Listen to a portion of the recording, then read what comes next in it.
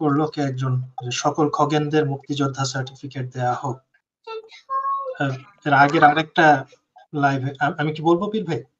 হ্যাঁ, ডেফিনেটলি বলবেন। হ্যাঁ বলেন। আচ্ছা, এই গত উইকেন্ডে আর কি আশরাফ ভাইয়ের লাইভে আমি এই খগেন শব্দটার অর্থ ব্যাখ্যা করেছিলাম।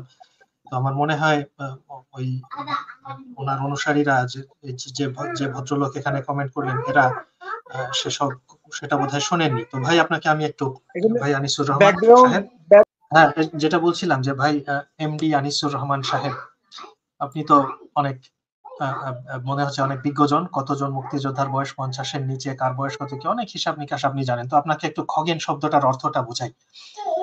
খগেন শব্দটার বাংলা অনেকগুলো অর্থ। তার একটা অর্থ হলো যারা আকাশে বিচরণ করে, পাখি। পাখির মধ্যে শকুনও আছে, কোকিলও আছে, ঈগলও আছে, বাজও আছে, মানে পাখি, এগুলোকেও খগেন বলা হয়। এছাড়া আর কারা আকাশে চড়ে? এই শখানেক বছর আগে থেকে আমরা এরোপ্লেন, হেলিকপ্টার এগুলো আকাশে ওড়ানো শুরু করেছি। তার আগে আকাশে কে চড়তো? এই আপনারাই মাঝে মধ্যে তাকে নিয়ে পোস্ট টোস্ট দেন, ইবনে ফিরনাস। আমরা তাকে একজন বিজ্ঞানী হিসেবে বিবেচনা করি, আর আপনারা তাকে একজন মুসলমান বিজ্ঞানী হিসেবে বেশ কাঁচা দিয়ে জোরে সরিয়ে দেন। ইবনে ফিরনাস উনিও আকাশে উড়েছিলেন। তো উনি হলেন মানে মানুষের মধ্যে রেকর্ডেড প্রথম খগেন। তার আগে রেকর্ডেড না কিন্তু দাবিকৃত খগেন হলো আমাদের নবী মোহাম্মদ সাহেব, যিনি কোনো এক রাতে একটা ডানাওয়ালা ঘোড়ায় চড়ে উঠতে উঠতে আকাশ থেকে ঊর্ধ্বাকাশ থেকে আরো ঊর্ধ্বাকাশে উঠে গেলেন। তাহলে উনি তারও আগের বড় খগেন। ওনার কাছে যে উনি প্রথম খগেন এই হিসাবে বলতে গেলে উনি হচ্ছেন প্রথম খগেন। না, ওইটার আগে আবার খগেনের উম্মত।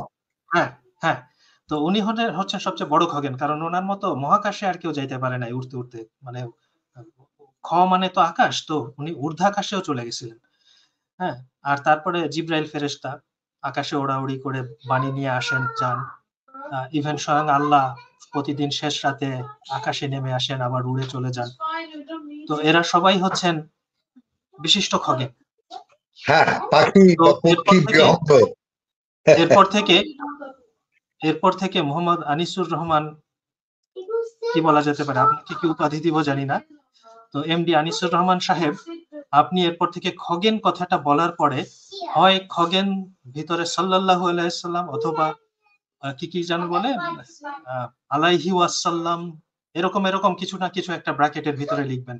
তা না হলে কিন্তু একদম স্ট্রেট হাবিয়া দোজখে চলে যাবেন। এবং আপনি যতদিন এইগুলো ছাড়া, দরুদ ছাড়া খগেন শব্দটা ব্যবহার করবেন, ততবার কিন্তু আপনি মুরতাদ হয়ে যাবেন, কাফের হয়ে যাবেন, আপনার বউ থাকলে বউ তালাক হয়ে যাবে। বুঝেন কিন্তু? ঠিক আছে, এটার পরে আর আমার কিছু বলার নাই।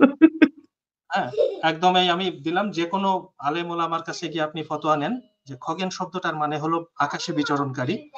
তো আকাশে বিচরণকারীদের মধ্যে আমাদের মানব জাতির মধ্যে সবচেয়ে বড় আকাশে বিচরণকারী হলো আমাদের নবী মোহাম্মদ, যিনি উঠতে উঠতে আকাশে ঊর্ধ্বাকাশে চলে গেছিলেন, এবং এই জিব্রাইল ফেরেশতা এবং স্বয়ং আল্লাহ, এরা সবাই খগেন। আপনার কাছে আমার একটা প্রশ্ন। না, এক মিনিট, এটা কিন্তু তাদের ভার্সনে ওডিসিয়াস, এটা কিন্তু আমরা তারাই বলে যে তাদের রসুল সবচেয়ে বড় খগেন, সে আকাশে উঠছিল, জেব্রাইল ফেরেশতা, এগুলি কিন্তু আবার আমরা বিশ্বাস করি না, কিন্তু তাদের ভার্সনে আমরা বলছি। হ্যাঁ, আমি তো যদি ওই সাল্লাল্লাহু আলাইহি সাল্লাম না বললে আপনার 12টা বাজে ছেড়ে দিব। সেই একদম এমনি তো মরার পরে পিঠায় পাশা ছাল তুলে নিবেই, আর ইহ জগতেও সাথে সাথে মুরতাদ হয়ে বউ তালাক হয়ে যাবে। ওই বউয়ের সাথে যদি রাতে সে দেখা করে, সেটা বেগানা নারীর সাথে দেখা করার অপরাধ হবে। খালি তা না, ওটার সঙ্গে যে ঈশা জিনা ঈশাও কিন্তু আকাম করে দিয়ে যাবে। হ্যাঁ, তো ঠিক আছে, এরপর থেকে আপনি জনাব আনিসুর রহমান সাহেব, আপনি যদি শুনে থাকেন, আপনার ওস্তাদকে গিয়ে এটা বলবেন যে আমরা খগেনের শব্দের অর্থ এভাবে পেলাম এবং ইতিহাস এরকম পেলাম। তো আপনি গিয়ে বলবেন, এবং এরপর থেকে আপনি আপনার গুরু এবং তাদের যারা যত চেলাবেলা আছে, খুব সাবধান, খগেনের পরে ব্র্যাকেটের ভিতরে দরুদ পড়তেই হবে, দিতে হবে, না দিলে কিন্তু বিপদ হয়ে যাবে। আপনি যেটা বললেন এটা তো হইতেছে একটা বিজ্ঞ লোকের কথা, যারা লেখাপড়া জানে, কিন্তু এই যে এইখানে এসে যেগুলি কমেন্ট করে, ওদেরকে আমি কি বলবো, ওরা কি লেখাপড়া শিখছে না কোনো দুনিয়া সম্বন্ধে কিছু জানে, ওরা যে কই থেকে উঠে আসছে এটা আমি নিজেও জানি না। কাজে ওদের এইসব বলাও আমার মনে হয় আপনি এই সময়টাই নষ্ট করলেন। না, সময় নষ্ট হয় নাই পীর ভাই। আচ্ছা, রওশন ভাই চলে গেল যে, কি জানি একটা জানতে চাচ্ছিল। রওশন ভাই, আপনি থাকলে আবার যুক্ত হয়ে বলেন। না পীর ভাই, এই কথা তো শুধু ওগুলার কানে ঢুকবে না, গাম্বাট গুলার কানে কিছুই ঢুকবে না এসব কথা, কিন্তু অন্য যারা শুনতেছে, আজকে যারা 5 জন 10 জন যারাই শুনুক, ঠিক আছে, তাহলে ঠিক আছে, মানে একদিক থেকে ঘেউ ঘেউ করবে, মাঝে মধ্যে তো আপনি মানে খালি শুধু যে বলেন যে ও ঘেউ ঘেউ করতেছে করুক গিয়া, ইগনোর করি না, মাঝে মধ্যে তো একটু ঘুরে একটু পাছার উপরে একটা লাঠি দিয়ে বাড়ি মারতে হবে, না একটা লাঠি দিতে হবে। হ্যাঁ, মাঝে মধ্যে না দিলে তো অনন্তকাল ধরে শুধু ঘেউ ঘেউই করতে থাকবে। হ্যাঁ, আমি অডিশিয়াসকে ধন্যবাদ জানাই। খগেন শব্দের চমৎকার, এই বিহঙ্গ পাখি যারা আকাশে বিচরণ করে। আমিও গুগলে সার্চ দিয়ে এটা সত্যতা পাইলাম। আমি হচ্ছে একটা প্রস্তাব রাখতে চাই, সেটা হচ্ছে এত গুরুত্বপূর্ণ যে একটা পয়েন্ট অডিসিয়াস ভাই তুলে ধরলেন, এইটুকু অংশ কাট করে ইউটিউবে চালান করে দেওয়া উচিত। এখন ওটা বলার পরেই সাল্লাল্লাহু আলাইহি সাল্লাম বলতে হবে। খগেন আলাইহি ওয়াসাল্লাম কিংবা খগেন সাল্লাল্লাহু আলাইহি ওয়াসাল্লাম, হোয়াটএভার, হ্যাঁ এটা বলতে হবে, দরুদ পড়তে হবে, মোটা কথা, না পড়লে বউ তালাক। মানে ওই মেরাজের যদি আপনার রিকগনিশন নিতে হয় তাইলে তখন বলতে হবে কি হযরত মুহাম্মদ খগেন সাল্লাল্লাহু আলাইহি ওয়াসাল্লাম,